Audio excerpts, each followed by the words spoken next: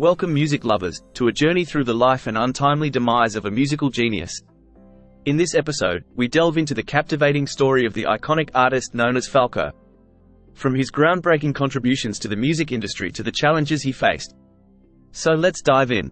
Falco, born Johann Holzel in Vienna on February 19, 1957, to Alois Holzel and Maria Holzel in a working-class district, was a survivor of a challenging start.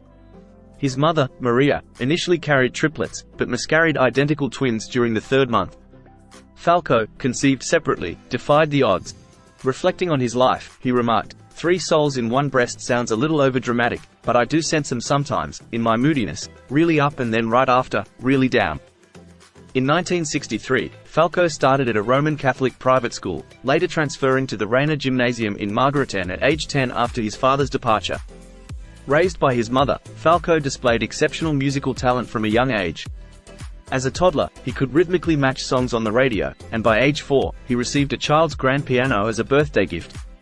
A year later, he got a record player, delving into music by Elvis Presley, Cliff Richard, and the Beatles. From a young age, Falco aspired to be a pop star.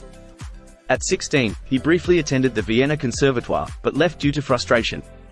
His attempt at an apprenticeship with the Austrian Employee Pension Insurance Institute and military service in the Austrian army at 17 were also short-lived. In late 1970s Vienna, Falco immersed himself in the vibrant nightlife, participating in various bands under pseudonyms like John Hudson and John Die Falco. One notable group was Drei Duerbell, known for shock tactics and stage antics. Adopting the stage name Falco, he stood out with a clean-cut appearance, of short hair from military service, Ray-Ban sunglasses and wearing stylish suits. Despite his association with the underground scene, his unique style caught the attention of manager Markus Spiegel, leading to Falco's signing in 1981, ironically after performing the song, Ganz Wien, at a drug prevention concert, which has a line proclaiming, "All Vienna is on heroin today." After signing as a solo artist, Falco, with songwriter Robert Ponger, initially proposed Helden von heute as his debut single in 1981. However, manager Horst Bork favored the B-side, Der Kommissar, a German song about drug use combining rap verses with a sung chorus. Despite initial hesitation, the track achieved #1 success in Germany, France, Italy, Spain, and Japan, breaking new ground for rap in Western Europe.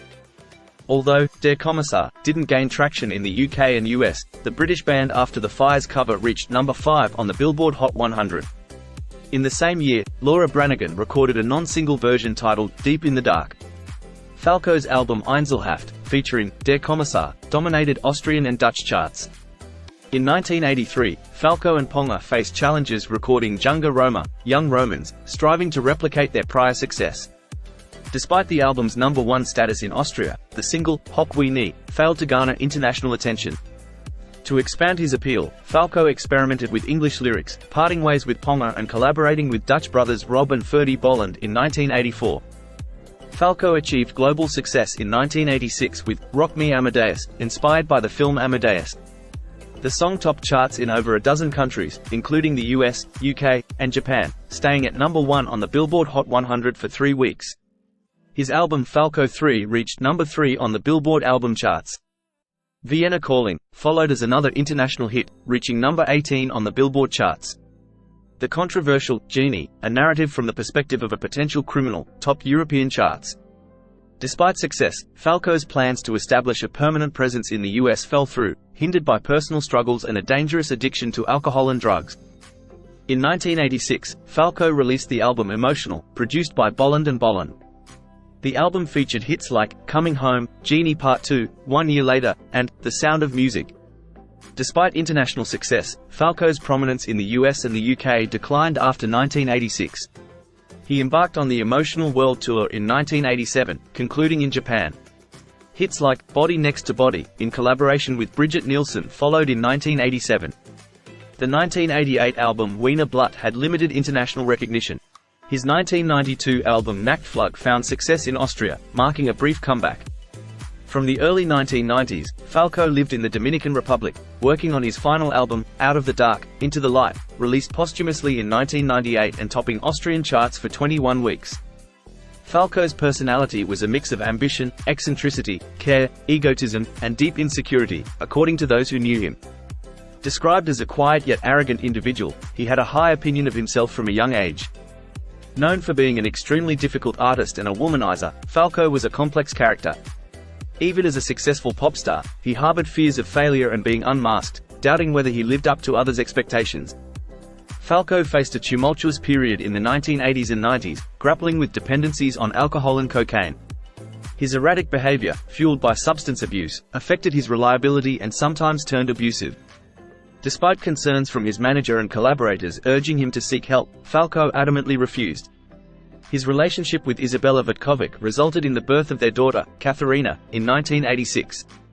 The couple married in 1988, but the union was marked by a love-hate dynamic and ended shortly. A paternity test revealed that Katharina was not his biological daughter, straining their relationship. Katharina, who reconciled with Falco's mother years later, penned a memoir titled, Falco war mein Vater, Falco was my father, in 2008, shedding light on their complex history. On February 6, 1998, Falco was in a fatal car accident in the Dominican Republic, only 13 days before his 41st birthday. Specifically, according to Rolling Stone, he was driving a sport utility vehicle near the resort city of Puerto Plaza when he struck a tour bus. He suffered a fatal head injury. The news of his death was met with little notice in the US, but in his native Europe, and particularly in Austria, his death was considered a tragedy on par with The Day the Music Died, in the US, according to the New European. Today the grass is worn smooth on the way to Falco's grave in Vienna's famous cemetery, just as it is to those of Beethoven and Schubert. Having fought and lost lifelong battles with substance abuse and personal issues, it seems that, near the end of his life, he may have been on the road to getting the upper hand. At the time of his death he was planning a comeback, which was successful with the posthumously released album Out of the Dark, Into the Light. His body was returned to Austria and buried at the Vienna Central Cemetery. In 1998, Dutch producers Rob and Ferdy Bolland released the EP Tribute to Falco, featuring samples of Falco's music on the title track. The film, Falco, Damn It, We're Still Alive, was released in Austria on February 7, 2008, a decade after Falco's death, with an accompanying posthumous album of the same name. Directed by Thomas Roth, the movie features Manuel Ruby as adult Falco. Niki Lauda, Falco's friend, named one of his Lauda Air Fleet airplanes, Falco, in tribute to the singer. Falco's impact extended through covers, samples, and dedications in various works, showcasing his enduring influence. The restaurant Marchfelderhof in a Vienna suburb keeps a reserved table in permanent tribute to Falco. The 1999 film, Sugar Town, is dedicated to the late artist. As we conclude our exploration into the life and tragic death of Falco, we hope you've gained a deeper understanding of the man behind the music. Don't forget to like, share, and subscribe for more riveting stories about the legends who have left an indelible mark on the world of music. Until next time, take care and bye for now.